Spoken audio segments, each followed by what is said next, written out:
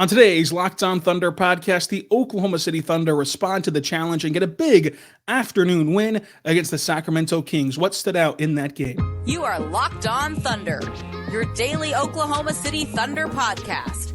Part of the Locked On Podcast Network, your team every day.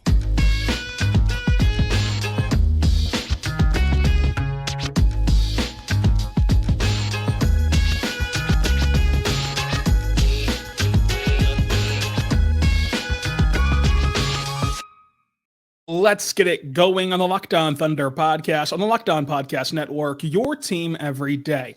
I am your host, media member, and beat writer for InsideTheThunder.com, Rylan Stiles. Follow me on Twitter at Rylan_Stiles. Follow the show on Twitter at LOThunderPod. Email the show, LOThunderPod@gmail.com. On today's show, we're diving into the Oklahoma City Thunder responding to a massive test against the Sacramento Kings, getting a much-needed afternoon win on Sunday. We're talking about tonight's Magic game and what stood out against the Kings. Today's show is brought to you by Prize Picks. It's the easiest and most exciting way to play daily fantasy sports. So go to prizepicks.com/LockedInNBA and use the code all lowercase LockedInNBA for a first deposit match up to $100. Again, subscribe for free across all podcasting platforms, including YouTube, so you never miss an episode of Locked On Thunder. And let's get into this show. So entering this game against the Sacramento Kings, the Thunder were 0-3 in afternoon games. 3 of their 4 double-digit losses this season came in afternoon games. It's a back-to-back with travel involved. 0-2 against the Kings this season leading up to that point. An 8-game losing streak to the Kings leading up to that point. And having just been dismantled by the Dallas Mavericks less than 24 hours prior. So this was a big game. And we mentioned it at the end of the Mavericks podcast, this weekend. It was not a must-win game because the Kings are so good, you cannot call a game against the Kings must-win. But it was a must-compete game. You had to have, given a better showing, even though it's an afternoon game, even though it's a back-to-back. Not only did the Thunder give a better showing, but the Thunder were able to cruise to a victory, and they win 127-113. And for the majority of this game, they had it under control. There was a back-and-forth stretch in the first quarter, but after that, the Thunder did a great job of handling every single Kings run. Eventually, the Thunder grew a 24-point lead. There was only 5 lead changes, only 4 ties. The Kings never led by more than 4 points. So the Thunder were able to really control this game, and what was impressive was seeing their energy and their effort level defensively do a complete 180 from where it was on Saturday, do a complete 180 from where it's been in the afternoon. I mean, you look at the afternoon slate. The Denver home opener was horrific, right? It's just a beatdown. The afternoon game against Detroit last week, horrible effort, and they just were not ready to play.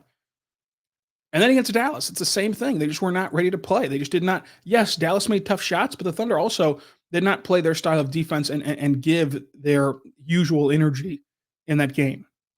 And so there was just something about the afternoon and about not being ready from the opening tip. And we asked Mark and Shai and Chet post game about afternoon games and about their routines and their rhythms. And I was talking to Shai and Chet about it post game about kind of what goes into an afternoon game versus your normal routine. And Chet mentioned how they just got to get used to in the afternoon. Like it does throw off your routine a little bit because there's not as much time for your usual film work or usual pregame work, or especially shoot around. There's no shoot around in afternoon games. There's just no time for it. So even though that changes, there's no excuse. You've still got to find a way to be ready to play no matter when the game is. And I think that the Thunder really understood after Saturday's blowout loss to Dallas that they had to take hold of this trend and turn it around and get it right. And they did. And I think that what's good about this Thunder team is that despite being the second youngest roster in the NBA, that when you look at this roster, every challenge you put in front of them, every sort of, task at hand, they're able to handle it and fix a problem. And that ties into the overarching theme of this season, which has been uncommon maturity and has been how advanced they are for their age in terms of handling adversity. But along with that is how quick they are as learners, how quick they are of how quick they are of just like taking what needs to be fixed, like an afternoon start, and addressing it internally. And even Shai talked about how they were really going to stress getting out and being their typical selves in Sunday's game against Sacramento. He said that after the Dallas game. Chet Holmgren said after the Dallas game that they've got to do a better job of like creating defensive stops and getting turnovers and pushing the pace and playing in transition, because that's when they're best offensively. And they did that against Sacramento. So everything that they lay out and say that they're going to do, they kind of follow through with each time. And whenever you present them with this is what needs to be done, they're able to achieve it to this point throughout the entire season. And it's just yet another feather in their cap of a really, really good game. You look at the Thunder, they were outboarded 40-36. That's not at all a big disparity, especially whenever you factor in that the Thunder forced 18 turnovers against Sacramento. 18. Fast break points was 14-12 in OKC's favor. Points in the paint was OKC plus 10 with 55 points, or 54 points, I should say. Second chance points, Sacramento only won 11-9.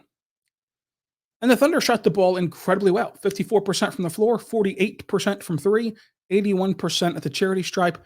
Sacramento shot 49% from the floor, 38% from three, and just 69% from the free throw line. The Thunder were able to pass the ball very well and share the rock around and really adjust to each aspect of the Kings, both defensively and offensively. Look, you're going to absolutely take whenever De'Aaron Fox shoots 6 for 17. Whenever he's only going to turn in 35% shooting and he doesn't score until the end of the first half, that's really going to help your case in terms of winning.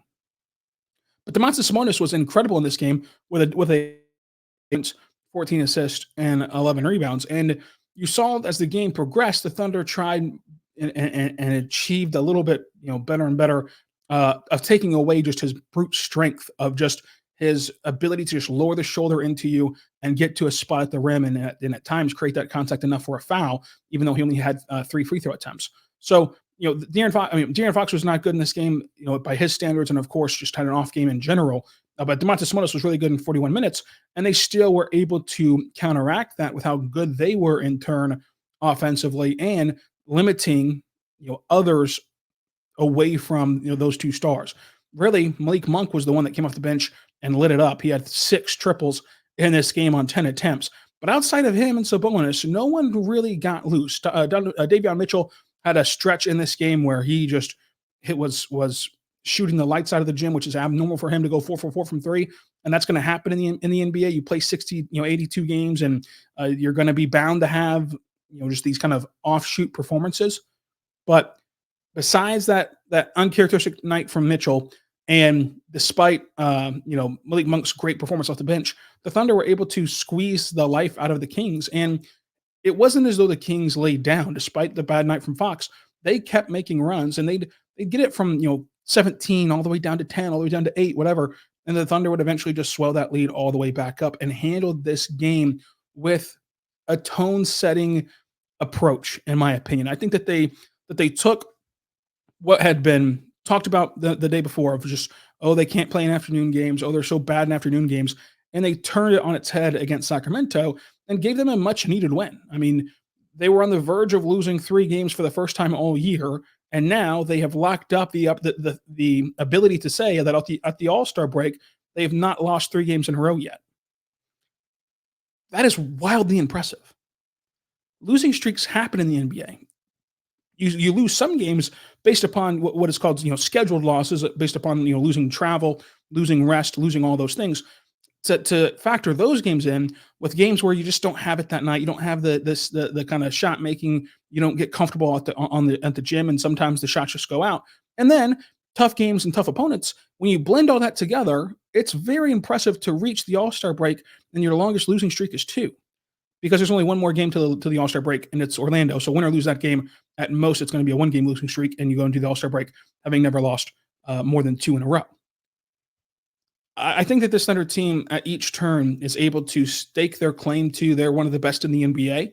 And while they have needs and have weaknesses, so does every other team in the NBA. All 30 teams have things that they wish that they could do better. And if the only thing besides rebounding or whatever you want to call the weakness that is holding you back from this team is their age, I fall back on saying I don't think that the calendar goes April 1 and it's April Fool's Day and all of a sudden the Thunder have forgotten how to play basketball. And then they just won't be good in the postseason because they're so young. Now, it'll still be interesting. They've still got to manage their first ever playoff series, and even down to the coach has to manage his first playoff series. But talent-wise, the Thunder are going to be able to be and compete with the best teams in the NBA. And a large part of that is the difference that J-Dub makes. And we'll talk about that coming up. But first, I want to say right now, my good friends over at Prize Picks. Check out Prize Picks because it's daily fantasy sports made easy. What you'd have to do is that you have to pick 2 to 6 players for your entry. And all you got to do is kind of pick where they have more or less than their Prize Pick projections. So you're not competing against these fantasy gurus who know everything there is to know about fantasy. It's just you versus the projected numbers, and you see will they have more or less than their stat projections, and whatever happens, you win based upon that. And right now, it's demon time on Prize Picks. You can win it to 100 times your money with as little as 4 correct picks. You can turn $10 into $1,000 with Demons and Goblins. It's the newest and most exciting way to play Prize Picks. Squares marked with red demons or green goblins get you different payouts. So make sure you check it out today because you can now win up to 100 times your money with as little as 4 correct picks. So go check it out today. What I also love about Prize Picks is they're the only place that has that injury assurance policy, because we know that in basketball, you're looking at the kind of injury report, and there's going to be big names that you want to put an entry in on as questionable, and you don't really know what to do. With Prize Picks, they give you the injury insurance policy, the reboot policy for if something goes haywire there. And you can also take advantage today of the Taco Tuesday. Each Tuesday, Prize Picks discounts select players projections up to 25% to give you even more value. So go check it out today on Tuesday as the Thunder take on the Magic. Go to prizepicks.com/LockedInNBA or use code LockedInNBA for the first deposit match up to $100.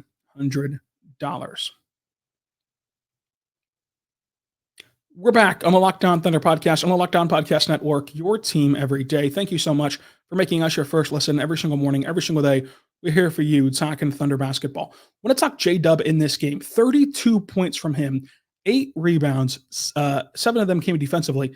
And then you had 9 assists from J-Dub, only 2 turnovers and a plus 26. He shot 2 for 4 from 3, 65% from the floor on 20 attempts in 36 minutes. Jaylen Williams is an absolute difference maker for this Thunder team. When he scores 20-plus points, the Thunder are 13-8. When he scores 20-plus points, they're 13-8. When he scores 10 points or fewer, the Thunder are 1-3. You can really see how the game changes whenever he doesn't have a good scoring night, because that puts a lot of the slack on everybody else, and he's one of the best scorers. I would say the second best scorer on this Thunder team. And whenever he has a game where he's like 25 plus, the Thunder are just incredible as well. And then 32 points right here. You're not gonna say no to that. And it's because of how routinely Shai can get to 30 points that if you add in an additional 20, 22, 25, 30 points from Jalen Williams, that alleviates a lot of the pressure from the other players who have the ability to score. Like Lu Dort can get hot from 3. Chet Holmgren, what he can do as both a shooter and a driver off the catch. Jason Wallace, Isaiah Joe, like these guys can get hot from 3. Aaron Wiggins, these guys can get hot from 3. That whenever those two guys are on, and you're just going to factor in that Shai's going to be on 99.999% of the time. Whenever Jalen Williams is on, it makes everyone's life easier and everyone's life a lot better. And it's a second-year player who you're going to put a lot of pressure on in the postseason to be like a guy. But I think that if there is ever a second-year player who is up to this challenge, and I know that there's only been a few who've been able to do this in their second year, it's Jalen Williams.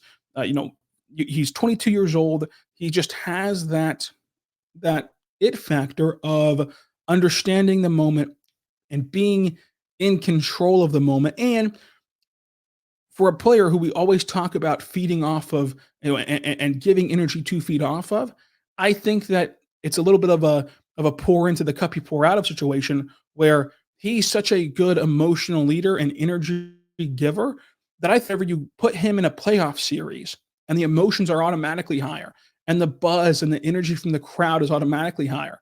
The communication on the court and how intense each possession is and how intense each game is already higher. When you do those things to elevate that emotional, energetic, passionate side of J-Dub's game, which pays dividends for the Thunder, I think that can also take him up another gear, that he can be one of those players who play even better in the postseason, which is scary for the aspect of he's already really good. Like he's already averaging some fantastic aspects of this season for himself. That if he can take his game to another level in the postseason, it makes things even easier or better or more exciting for the Thunder. But his versatility has been on full display this season, playing a guard position, playing forward, just because of as an offensive swingman, and then defensively, he's taken a step defensively as well.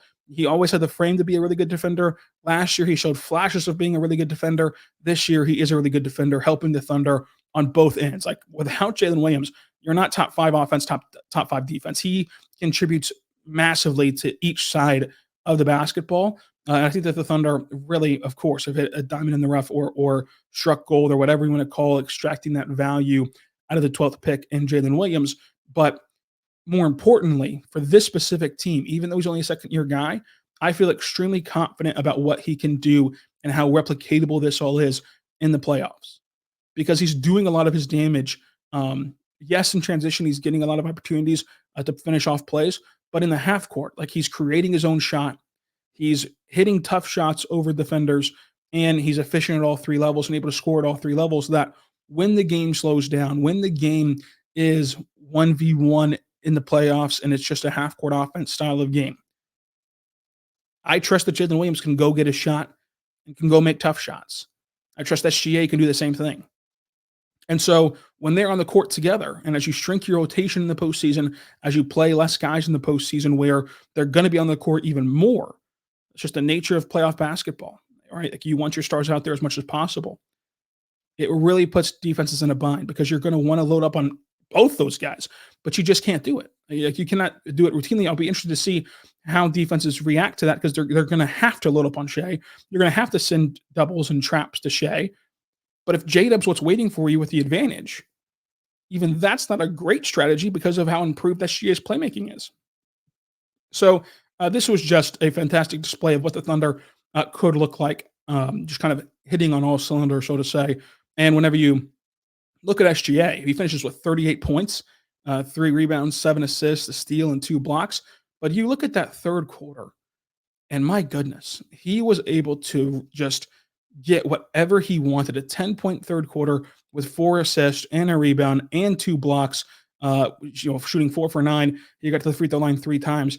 The only thing that you can say about SGA that you wish would improve would be he's taken a step back in his free throw percentages. It's down to 88 compared to 90, but even 88 is still really good. You just rather him, hit that 90 mark as he did last year. But SGA has not only maintained where he was at a year ago, which got him 5th in MVP voting, got him first team All-NBA, got his first All-Star appearance, but he's improved in every aspect. He's improved as a scorer. He's improved as a passer. He's improved as a handler. He's improved as a defender. He has just made significant strides, which I think is worth pointing out because, last year, whenever he made those strides defensively, when he made those strides offensively, there was questions of if he was tapped out. If this is the best it gets for SGA, and could he repeat those things? He's not only repeated it, but he's gotten better. And each season, year over year, he's gotten better and better. I'm done putting a cap on what SGA can do, of what SGA can be, and just gonna go watch it unfold. But it's super, exciting to see how he's able to just manipulate defenses and just get to his spots and get whatever he wants on the offensive end, plus be locked in defensively and be someone who contributes at such a high level of stopping some of the best players in the NBA. And he's, the best two-way star in the NBA. Point blank period. He's the best two-way star in the NBA. So we've talked J-Dub difference maker. We've talked SGA. Let's talk about Chet Holmgren and his playmaking ability, and also what stood out about the rest of this game all coming up. But first, I want to tell you right now, my good friends over at BetterHelp. Check them out today at BetterHelp.com.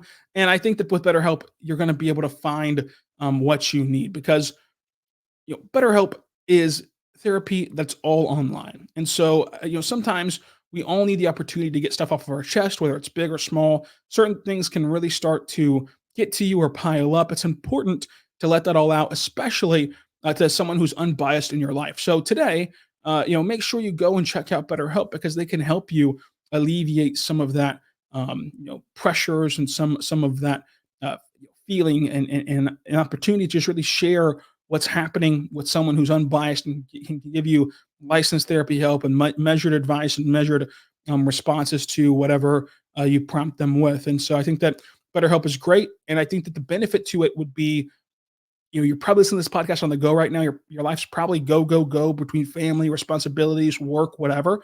And a thing holding you back from therapy might be, just not being able to carve out the time to go to a true brick and mortar, therapist office.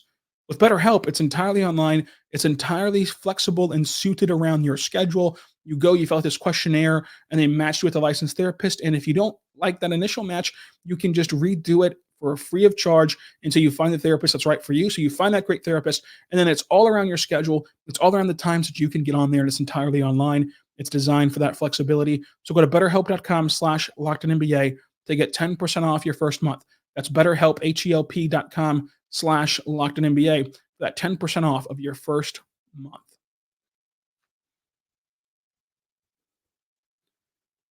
We're back on the Locked On Thunder podcast, on the Locked On Podcast Network, your team every day. Thank you so much for making us your first listen every single morning, every single day. We're here for you, talking Thunder basketball. What a game it was against Sacramento on Sunday. And Chet Holmgren, 14 points, 4 rebounds, 2 assists, 2 steals, 4 blocks, all in the first quarter for Chet Holmgren in 30 minutes. He shot 55% from the floor. I think that Chet Holmgren, obviously, the shot blocking was great. This 14 points was awesome. What he can really do is be a connector for the Thunder on the perimeter whenever the opposition trap Shai and double Shai, because he can cash in threes in that aspect. If you swing it to him and he's wide open, if you swing it to him and he's one of the guys that's covered, he can take him off the catch and take him off the dribble to the rim, which he's done so well this year. But he has the playmaking chops that if you just use him to connect you to a backdoor cutter, he's able to facilitate that, as you saw with J-Dub. Shai and Chet had a sequence like that in this game. So using him as your safety valve after Shai gets trapped around the timeline or at the top of the key or somewhere out there on the perimeter, tossing the ball over to him and letting him initiate the next action, I think can really help this Thunder team as a whole continue to hone in on that.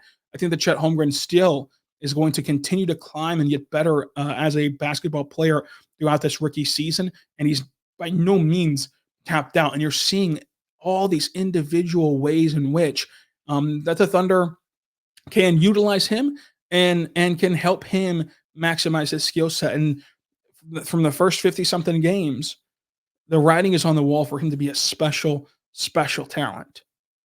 This was a really good shooting game from Luka Dort, 3 for 5 from 3. And he was able to be very poised in this game.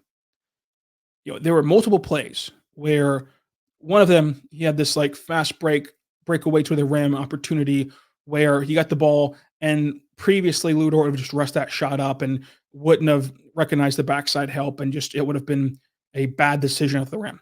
He kicks it out instead. The ball works around, and the Thunder get a better shot out of it because he was just patient. He had an opportunity where he got a flyby at the 3-point line, dribbled in and shot a mid-range baseline jumper, which again was just another good decision by him to be under control, to take advantage of an overzealous defender that typically had not shown to this point until this season. This season, for even the cold streak he's been on of late, he has made strides so incredibly at overhauling his efficiency, and efficiency not just in the numbers, but in the decision-making of when to shoot, when not to shoot, how to pass, and how to get out of bad opportunities and bad looks. I mean, he's made a career high in good rim decisions passing the basketball. That's for sure. So Luka Dort has made those improvements. And then, of course, you know what he can do defensively and what he's done defensively all around. Josh Giddey in this game, 2 for 6, 1 for 3 from 3. I don't think that the box score is going to kind of show how much better it looked for Josh Giddey, and neither are the highlights, or if you want to call them lowlights, because the three that goes off the side of the backboard, that's loud. That's a loud possession where it's like, oh my goodness, I can't believe it. And it's even more loud for players who are struggling to shoot, the basketball this year. That happens in basketball. You're going to have shots off the side of the backboard. You're going to have bad misses. You could chop up a billion highlights of a billion great Hall of Famers who had shots off the side of the backboard. So, forgetting the make or miss aspect of it, because of course he has to score the ball more efficiently. He has to make more shots. That's an obvious matter of fact statement. Forgetting about that and just looking at how he was utilized in this game, especially the one-to-one comparison to how he was utilized against Dallas, where I said it was unfair to put him in the corner and just have him sit there because that's never going to be what he can thrive at. And it's unfair to him to kind of put him in that situation. The Thunder used him more as a screener. They used him more as a cutter behind the action. They used him more as a kind of initiator on the ball, but they also used him more cutting clear across the court at times, which as he cuts, obviously you're going to initially give him your attention as he's clearing through the mid-range, clearing through the paint and getting to that opposite corner. And that's going to take attention away from where he just left on the strong side as he goes to the weak side, which generates open opportunities for his teammates in that way. But using him as a screener and a cutter and doing more than just having him sit there in the corner really helped the offense flow, not just, for some quality looks that he might have missed, but also for some looks for his teammates to help his teammates look better and get them more involved. But the rebounding, 5 rebounds, 4 assists, all that stuff. I think that the box score will not show how much better it was for Josh Giddey, and it was only a 20-minute sample size.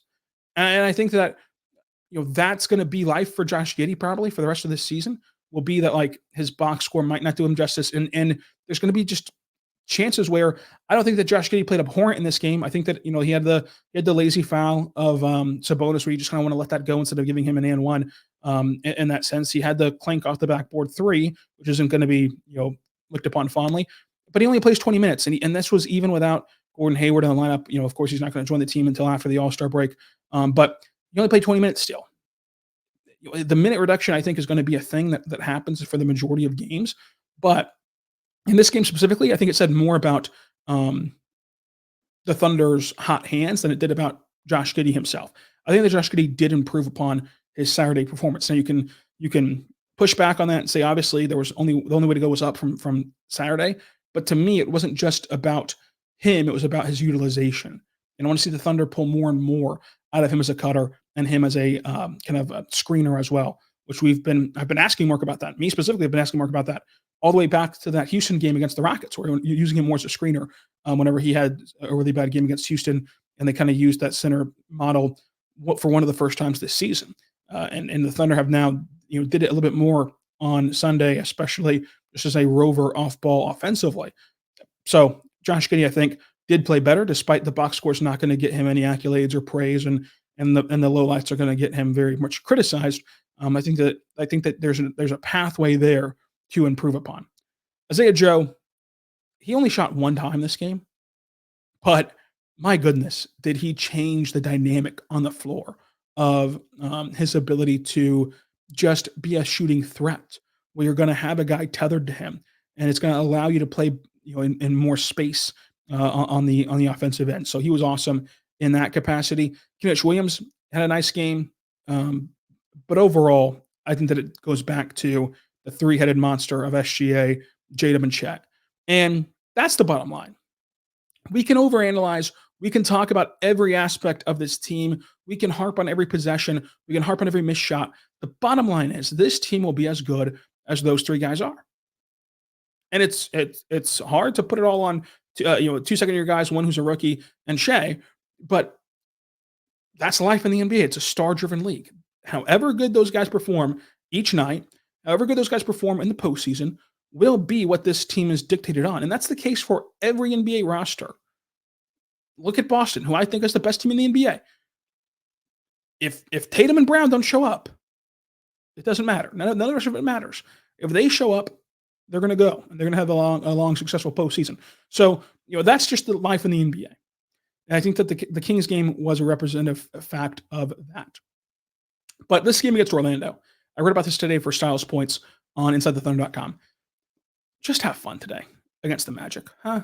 I mean, I get it. We want to live and die with each and every sort of possession and live and die with results and how it impacts the standings and what this looks like. The bottom line is, win or lose in this game tonight, the Thunder have had an unbelievably successful season. The Thunder have been unbelievably better than what you could have ever put upon them to expect them to do. And this has been a ridiculously fun season. So with the Orlando Magic fully healthy and all of their rising stars are playing, with the Thunder fully healthy outside of Biyombo and Hayward and G Leaguers, with those two things colliding today in Orlando on national television, just enjoy it. I think it'll be a fun game. I think it'll be a game that is worth the entertainment value of committing your time to it to watch the whole thing. Just sit back and have fun. And I think that's the most important part, because we can get into the weeds of what each loss means and what's the big picture and what's next and what's the next transaction. How do they improve this team? How good is this team? What does this emoji mean that LeBron tweeted out? We can get into all of that and lose sight of just how fun sports are supposed to be, just how fun watching basketball is supposed to be. So watch basketball tonight. Watch basketball tonight.